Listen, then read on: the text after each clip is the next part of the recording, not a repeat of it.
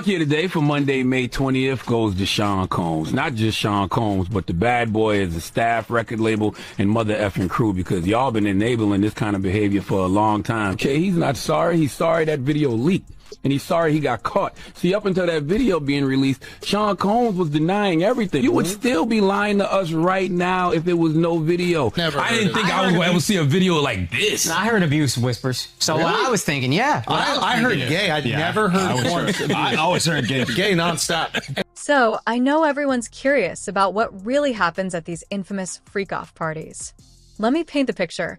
It's not just about glitzy outfits and endless champagne. Imagine a lavish mansion in the hills, guarded like a fortress, filled with A-list celebrities. That's the scene at one of Diddy's legendary parties.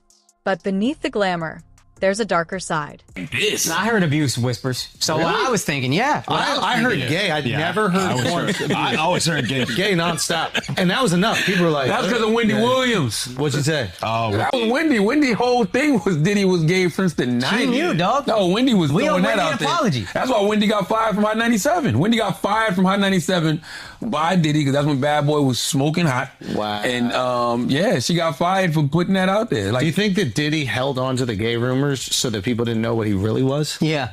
Ooh. Because that's the perfect smokescreen. You'd rather people think you're gay than beat women. by the way, here's the wild thing: we still don't know what Diddy is. I mean, we That's know the thing. little. We know little. We know bits and pieces. Yeah.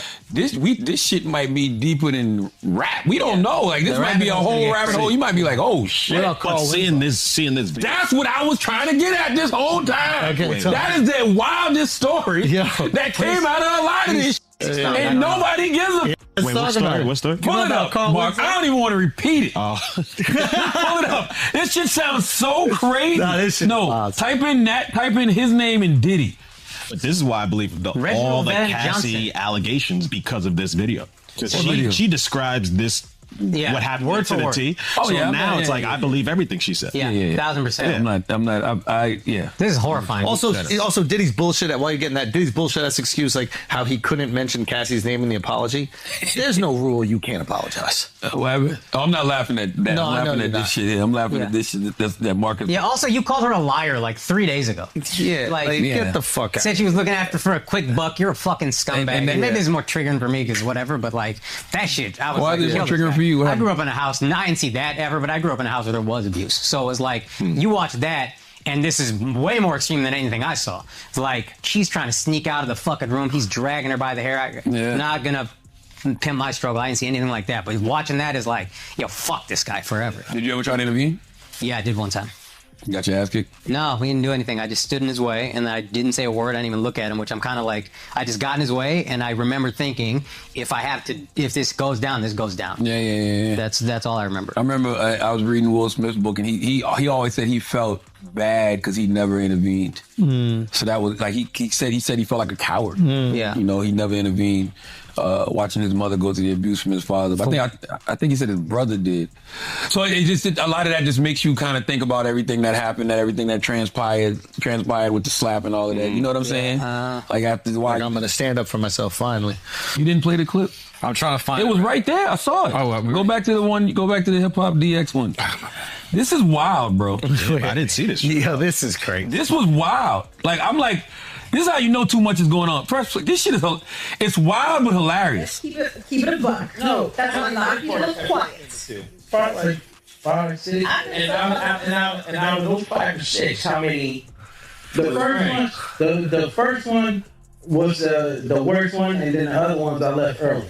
Okay, so the worst one was Carl Winslow, I'm guessing? Yeah. So you just busting the door, you didn't hear? No, because you know how me, I like to joke and play and stuff.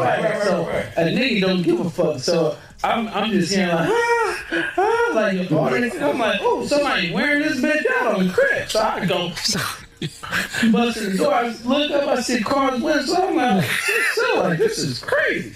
Wow. That's on crib. You know, I think Carl Winslow, I think of the cop on but you just can't picture that big ass nigga bent over. Why is that not being talked about more? Son. Like, yo. I used to hear Carl Winslow's gay rumors too, and then when you rewatch, he's a little risky with the acting. But watching, yo, what type of madman are you? You're watching Family Matters, and you like, yo, I need that. I gotta get that. I gotta Carl Winslow. Yeah. Like, what the You're Diddy.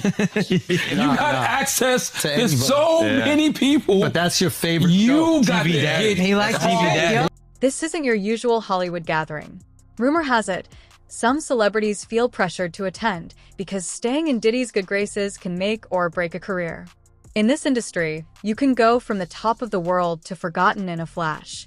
When Diddy says jump, people don't just ask how high, they know it could mean crossing some uncomfortable lines. We're hearing stories about celebrities feeling cornered into situations they didn't want to be in. But really, what choice did they have? Saying no to someone with Diddy's kind of influence could be career suicide. When it comes to hip-hop, of course, many people think of Diddy as one of the pioneers. And at one point, you were not happy that his legacy was being destroyed. Let me play this piece of sound. I don't know, man. I just don't like it. I mean, I don't like it just because it's sad. Like, you know, how many people's legacies have we watched burn to the ground? You know, from the Russell Simmons, from, you know, but it's Diddy. good. These guys provided the soundtrack to our lives. They contributed to culture in real ways before we knew any of this. No, you have feelings, you have mixed emotions. And then the video came out after that. He's now issued his sort of apology. Cassie's come out again. Have your thoughts on that changed? Well, my thoughts, even in that clip that you just played, in context, I said it's sad to see these people's legacies being destroyed based off, you know, at the time, alleged poor choices. Now we know that those poor choices aren't alleged. We saw the video. So yeah, it still is, you know, sad to see them, you know, not do the work on themselves, have all that unhealed trauma, projecting that pain and that hurt onto a woman. So yeah, he put himself in that situation. And yes, that is still very sad to see. It's sad all across the board. I don't know why we act like, you know, it's just one emotion when it comes to things like this, because somebody like, you know, Diddy, yeah, we're lying to ourselves if we say he didn't provide the soundtrack to our lives. I don't know him on a personal level. I just know the professional accolades, which were very inspiring to somebody like me. Him having his own record label, him having his own, you know, vodka, like becoming a billionaire. Like those were things that were like, wow, that's the American dream in a lot of ways, right? And to be doing that from hip hop, that was something that was commendable, but we didn't know him as a person. So are you now angry at him, disappointed in him about the fact this guy you admired so much has turned out to be a pretty bad guy? Angry at him, disappointed in him.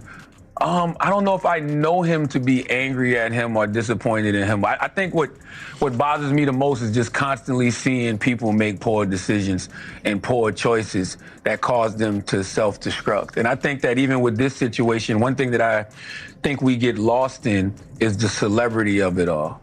I think you have to focus on the issue, not the individual. Whatever happens to him is going to happen. He's going to have to deal with the consequences of his actions. And you see it happening now. Like, I don't know if that's going to lead to him, you know, being arrested or whatever, but the empire is falling. It's over professionally. The only thing he can do is go out there and try to get his soul right. But what about the issue of domestic violence? Right. What about the issue of patriarchy? What about the issue of, you know, unhealed trauma inside of people that is causing brothers to, you know, cause that kind of harm, you know, to women? Those are the things that we should be talking about, because there's somebody, as I'm talking right now, there's a woman out there probably getting beat up or assaulted, you know, by a man, and her story isn't going to be on the news. And that, you know, culture of men doing those kind of things, committing violence to women, is still going to be going on. We need to be having conversations about that. Yeah, solutions. We know what the problem is, but if we continue just to focus on the individual, we'll get caught up in that. You'll be asking me questions like, so should Peloton be getting rid of Diddy's music? It's like, F Diddy. Like, he's going to have to deal with the consequence of his actions. But what about everybody else that still has to deal with domestic violence? That's women that still have to deal with the patriarchy. Women that still have to deal with, you know, men that have unhealed trauma projecting that onto them. Like, that's what I want to talk about. Yeah, well, I wasn't going to ask you about Peloton, so. Charlamagne the God, thank you. Absolutely.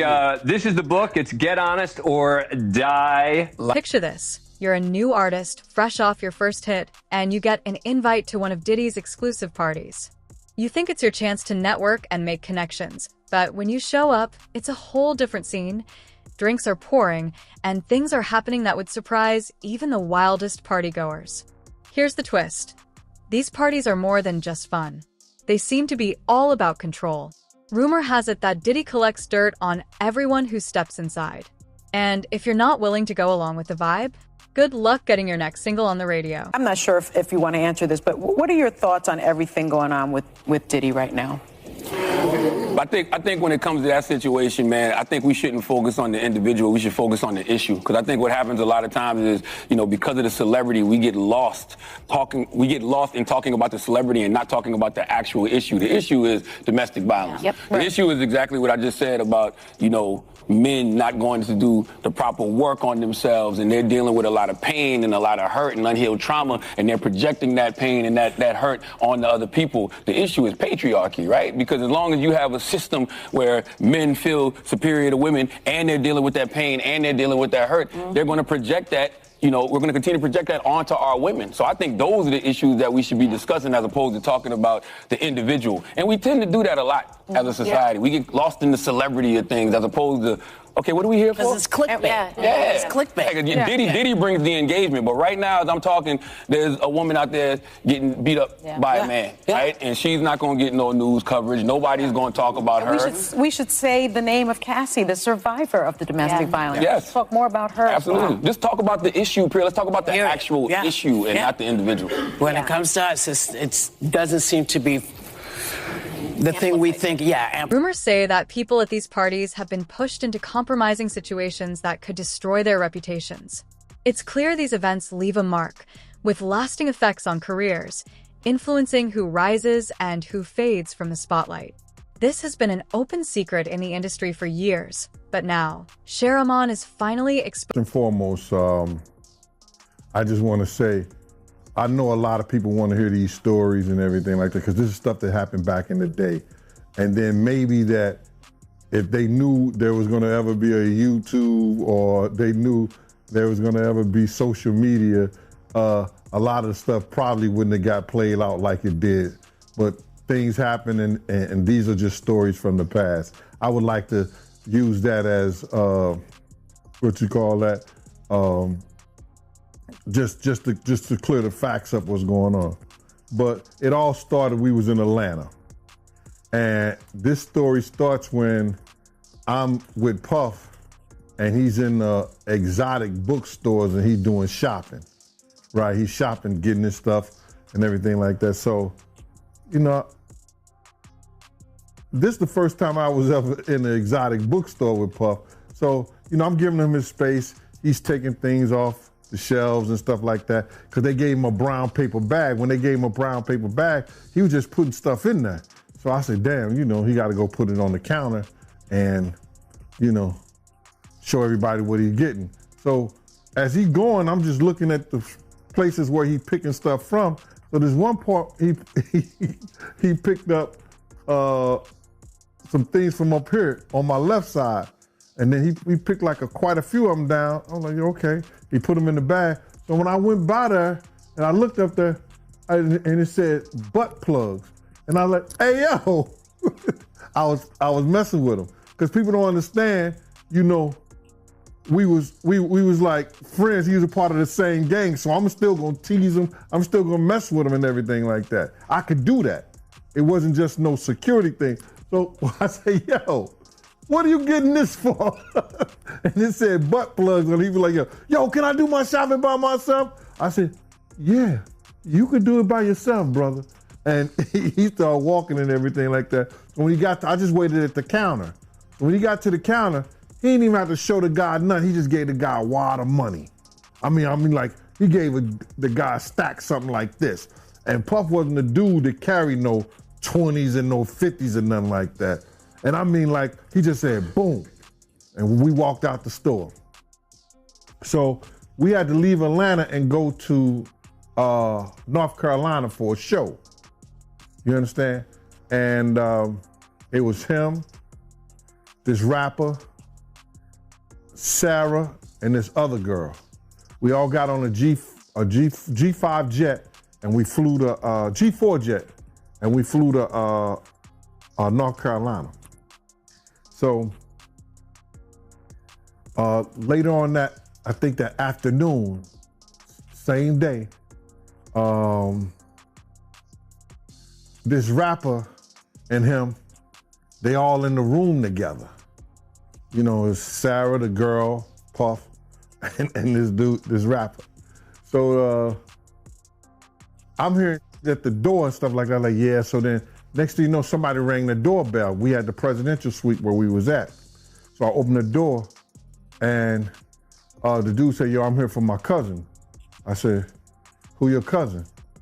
And he said, Ja Rule. I said, well, he busy right now. He said, he busy doing what? I said, he with Puff, they're in the room, they busy, they don't want to be bothered. He said, well, I'm going in there. I said, bruh, you ain't going in there because he told me they don't want nobody to be bothering them. And he was like, yo, I don't care, man, I'm going in there. That bull like that. I said, yo, bruh, Jesus Christ had to come down here and take the air out of my body before you get in that room right there. Watch. He tried to bum rush me. I grabbed him and threw him against the piano. When I threw him into the piano, Puff and Ja Rule runs out the room. Puff got his towel, Ja grabbing his towel, but they butt the naked. And so then Ja was like, yo, what's going on? Yo, G, that's my cousin. He know me well, you know, and Puff was like, yo, G, what happened? I said, he tried to get in the room. I told him he couldn't get in the room. And he was like, Puff looked at Ja. He said, yo, Ja said, you ain't want to go in that room because there's a lot of freaking going on. So I was like, oh, he said it was a lot of freaking going on. So that was basically that story, man. You know what I'm saying? They went back in the room, dude felt a certain kind of way, and he left out. So I seen them at the concert the next day, and they tried to, you know, form up against me. But my man Frank was like, I told my man Frank, I was like, yo, Frank, put yourself in that position. Somebody trying to get in the room, and Ja told you don't let nobody get in the room.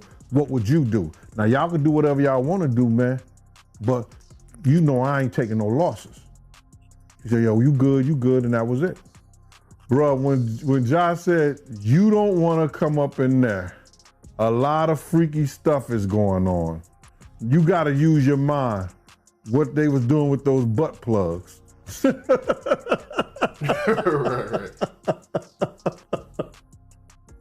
Yeah, that was crazy. Yeah, it was. A source shared a story about a young singer. Let's call her Songbird. She thought she was invited to perform, but instead, she found herself pushed into uncomfortable situations with influential people. Cameras were everywhere, making it clear there was potential for blackmail. And it's not just newcomers. This isn't a place where even the most established stars are safe. So that they got photos and videos of Diddy freakos. When they did that raid, you understand? What they did was, prior to the raid, they reviewed that civil lawsuit. And that civil lawsuit told, Cassie's civil lawsuit was LeRod had already did it. LeRod hadn't did his yet, did he? Did LeRod do his lawsuit before the raid or after the raid? Oh, before. Yeah, so what they did was they reviewed both of those civil lawsuits and found that there was some criminal activity in those lawsuits. We spoke that on Art of Dialogue. We spoke about that on your show. I said if they really wanted him, all they had to do was review those civil lawsuits. And once they find the criminal activity in those, they could bring them in. Now, did the Federal Bureau of Investigation in Miami do it? No, they didn't. Did California do it? No, they did not. The Southern District of New York, they took it upon themselves and put on that raid and everything based on the information they found in Cassie lawsuit and the information they found in Little Rod lawsuit. But all this is bigger than Diddy. It's bigger than Diddy, bro. Because you know who else they was doing investigation on during that whole time period? It was the mayor and the politicians in New York City. They turn around and give him the key to the city. All the mayor people that he brought on here in New York City are all resigning. They all resigning. People ain't gonna tie this together, but if you look at it, you have to say, because of Mayor Adams and his relationship with Diddy, it brought on the Southern District of New York to start investigating Diddy on civil lawsuits that was put against him. Because the feds is going after all these politicians in New York City. Yeah, the feds revealed that, anybody that, participated in any, criminal behavior at his freak-offs, they're going to pursue. Listen here.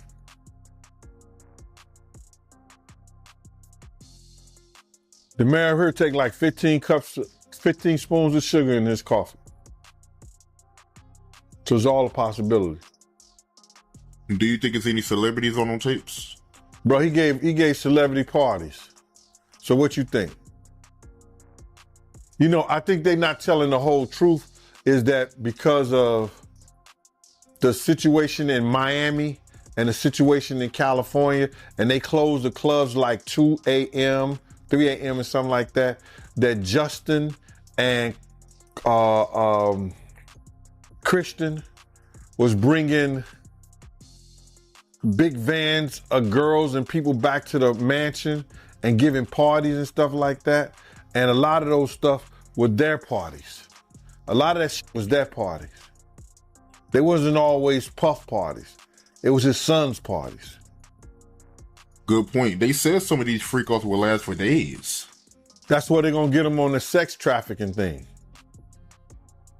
Especially like if he was traveling and doing it. That's where the sex trafficking come at. That you hiring sex workers to come and have sex with your girl. That's crazy. That's some Hollywood shit that I don't even know, bro. That's crazy. Yeah, that is crazy. But they also claiming that, Diddy, he'll give ecstasy to his victims to keep them obedient. Then they have to bring those witnesses in there. That's going to be something hard to prove. Unless Lil Rob or Cassie state that was something that happened. That's how the prosecutor's going to prove that. Rumors say that people at these parties have been pushed into compromising situations that could destroy their reputations.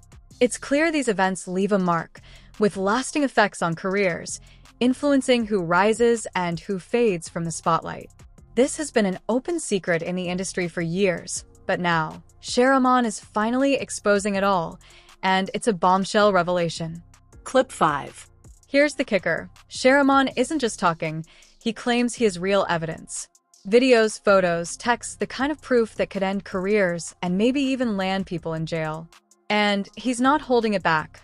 Word is, he's been in talks with lawyers and maybe even federal investigators. You might wonder why anyone should trust Charlamagne, especially since he's stirred up drama before. But this time feels different. The way he's talking, the details he's revealing, it all suggests he's been sitting on this information for years, and now he's ready to spill it all. And it's not just him. Since he started speaking out, former assistants, party guests, and even some celebrities have come forward, all echoing the same story. Diddy's parties were a front for something much darker. A lot of that if you read it, it could be circumstantial. You know what I'm saying? But they got to have witness to back it up. You just can't say that happened based on somebody's lawsuit and what the words that they're saying. They have to have witnesses in there. And I think Puff lawyers is going to be smart enough to attack that. Right. And they claiming that Diddy, he was blackmailing his victims because he had videos from old freak-offs and he was using those videos to get his victims to do another freak-off. So, if he was blackmailing people, especially people that work for him, see, this is what it's going to get him at. See, people think that, those people work for him, or those people, if they was artists and they worked for him, or they were engineers, or they anybody that worked for them and stuff like that, your boss cannot blackmail you to do nothing. If you do a sexual act or you doing anything,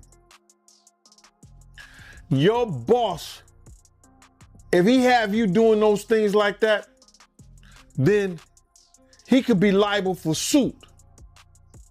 Because you're not doing it willingly. Because that individual is your boss.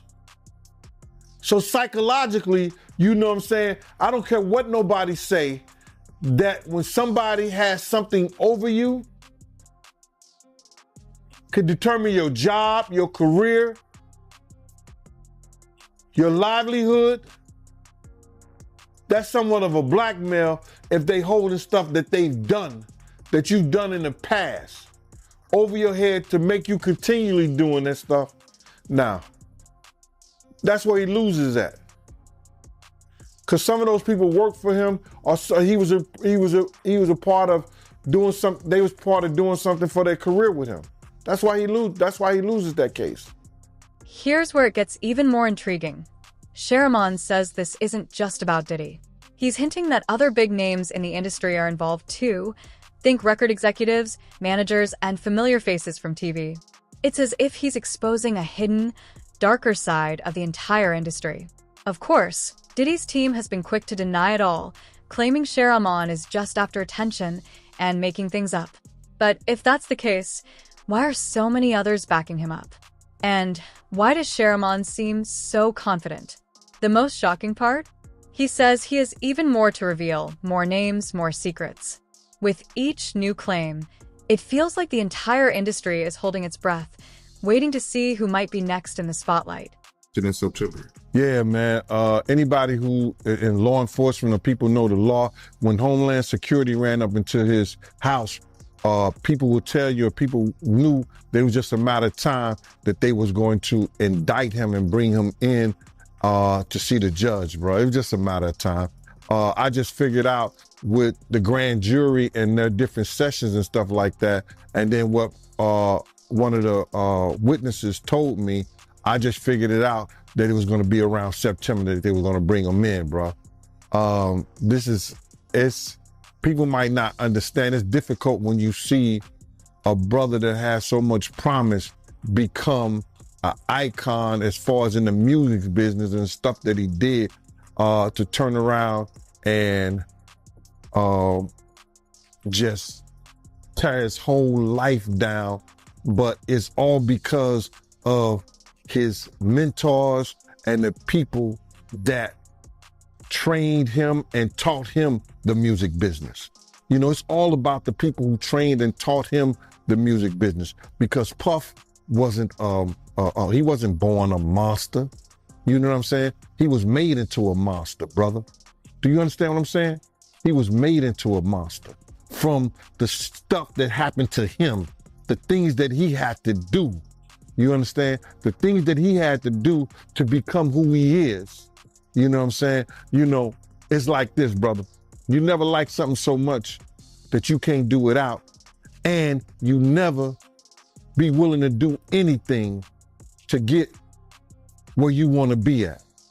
You got to have principles, you got to have morals, you got to keep with that stuff. And in that music business, a lot of that stuff get thrown out the window. You understand? And that's what happened to him. He started doing the things to other people that was done to him.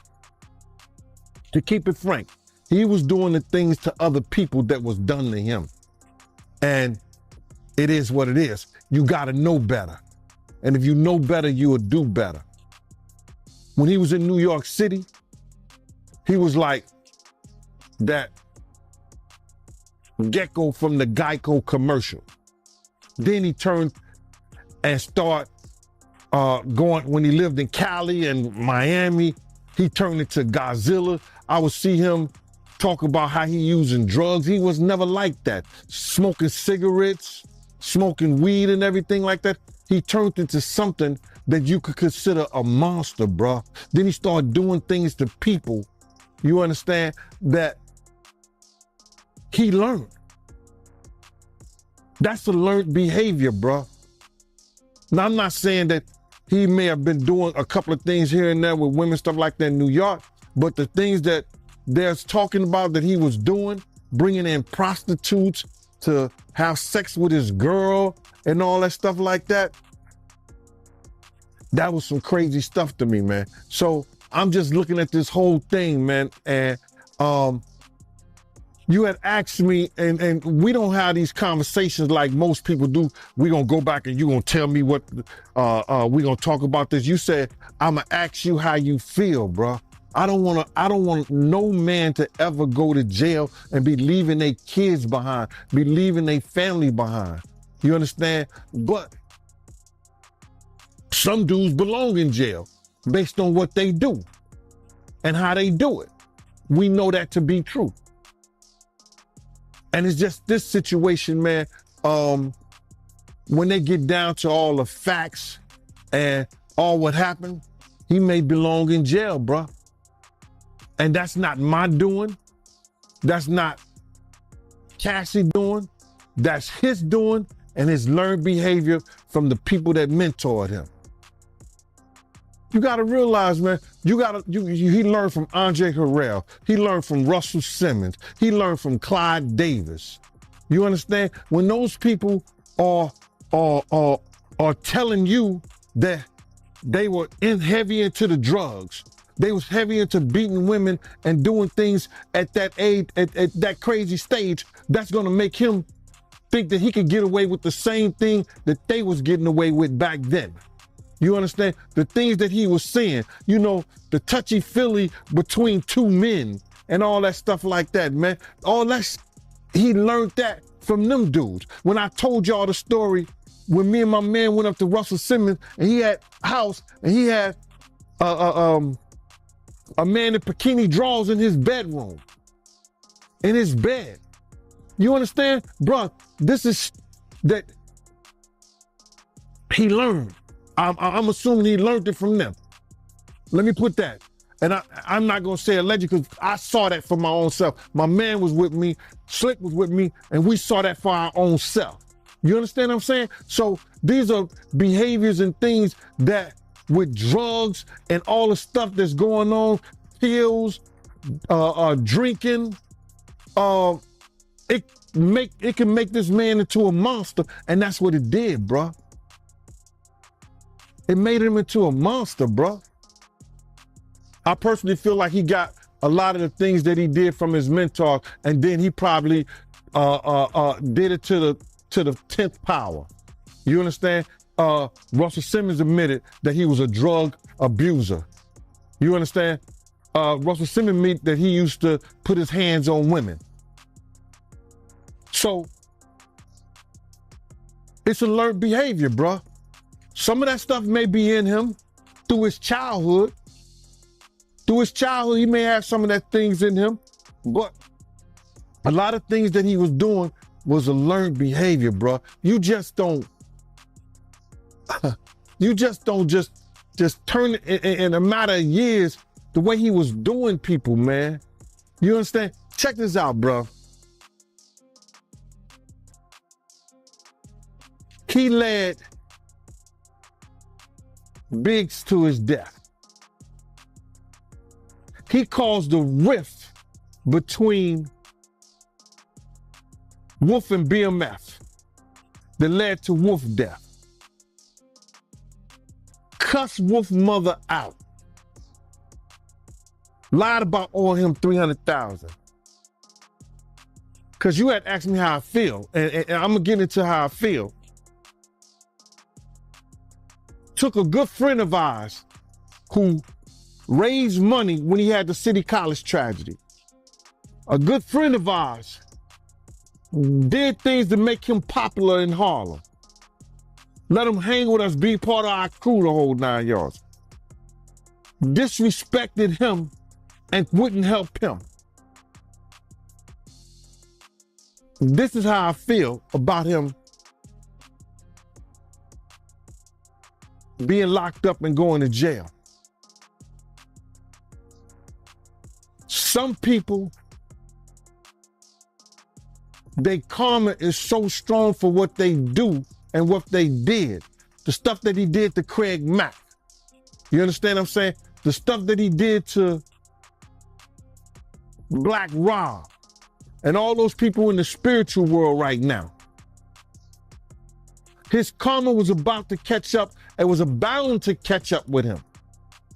You understand what I'm saying? His karma was bound to catch up with him, brother. So